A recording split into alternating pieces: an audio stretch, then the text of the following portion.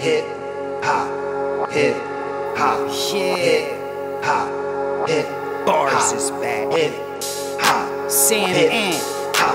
Oh God. And just sitting talking like we were, getting the fucking hot wings together, just talking about comedy, trying to get our next gig and shit. So looking back, I feel really blessed to have come up during that time. Yeah, I just think, and you think about it, early 90s, man, DC Comics wrecked shop. Wrecked shop.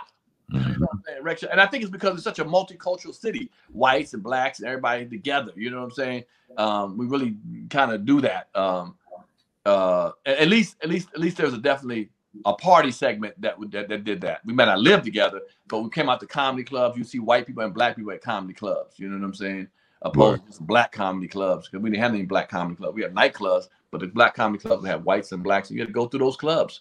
You know what I'm saying? To get on. Where now the new generation, you can find a black comedy club or comedy spots that only do black comedy.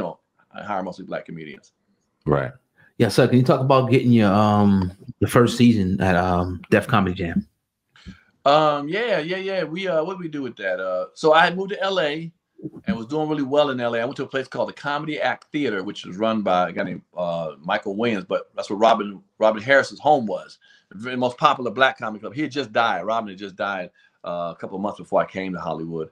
And I used to come through there and, put my work out. And the owner liked me a lot. So a guy named Bob Sumner, who was the guy looking for comics for the first season of Def Comedy Jam, they had already picked a couple comics. They filmed them.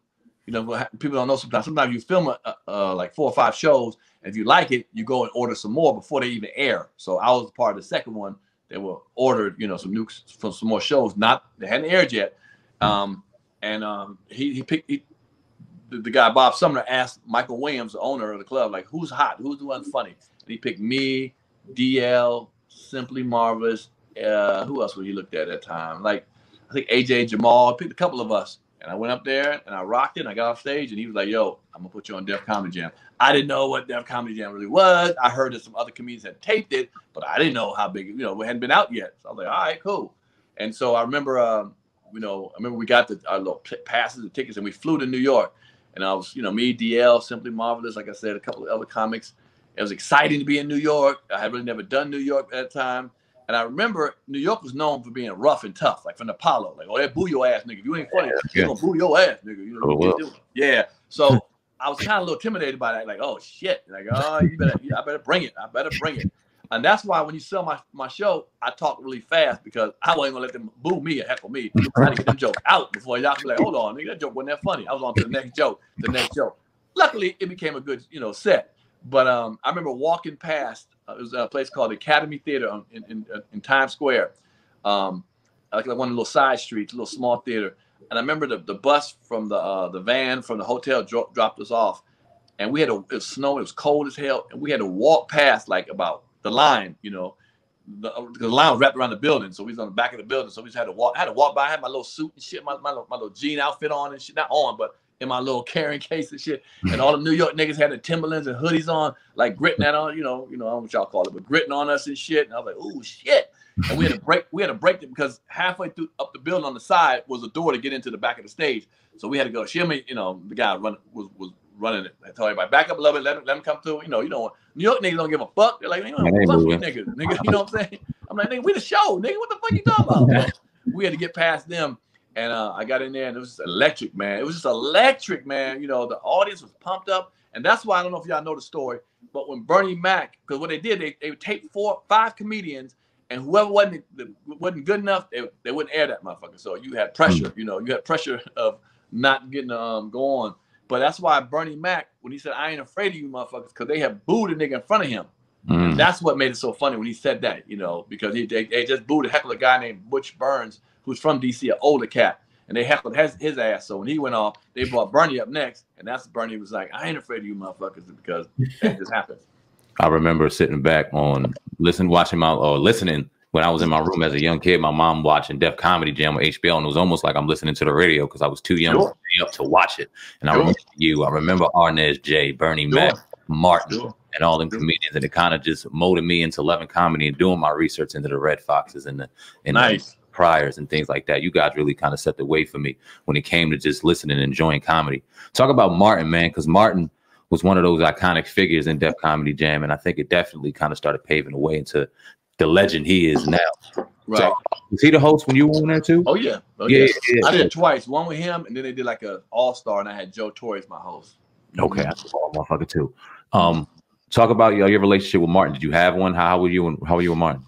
Nah. Me and Martin, whenever I didn't dislike Martin, but you know, he was just arrogant, nigga. I'm be honest with you. He just wasn't what it was. He thought he was the shit, and you know, he turned out to be the shit, you know, pretty much. But he wasn't cool. I mean, not with me. Not he didn't hate me and nothing like that. But we wasn't like, yo, because I'm a type of person. If you from DC, I got love for you, bro. I got love. You know, you my DC dude. I'm gonna look out for you just because I feel like we home. But nah, you know, I didn't feel like that from him. I remember he asked me what my intro was. What you want to say is your intro. And at the time, I think I was 22, and I was headlining some spots around the country. And I said, can you say like I'm the youngest headliner, you know, comedy? He's like, nah, I ain't saying that. You know what I'm saying? Like, okay, well, motherfucker, you asked me what you want me to say. I told you I want to say that. No, I ain't gonna say that. So, you know, but no, man. I again, I don't hate Martin, but fuck it, nigga. That nigga ain't never done nothing for me, and I don't have no problem with him. But I don't have no, you know, what it is. You know, I'm happy he's from DC, and I've always been a fan. But a couple times I ran into him, and nigga, you know, it is what it is. You know, he ain't like, yo, Pierre, like, hey, what's up, nigga? All right, fuck it then. You know. But I ain't like, and I'm not that type of guy. If you ask anybody around me, I'm gonna show you love. Fuck it, man. You know, especially if you're from DC. Or you hear good and bad about him. We fans, so it'd always be love. We don't know him like that. Of course. So we know how to separate the two as grown men. But sure. As a fan, it's kind of unfortunate to hear that. But we all men, and some people like it, some people fucking don't. It is what it is. There it is. You know what I mean, what do you feel about we see these battles that they got, these versus battles with rappers, R&B singers. Mm-hmm. What do you feel about comedian battles? Would you ever partake in one? And what's your general, you know, sense of those, good or bad? Comedy's a little bit different because you need a response. You know, you really need a response. Like an audience. I feel like you need an audience. It's a little tougher. I've done a couple little Zoom ones, but I actually did when the pandemic first hit.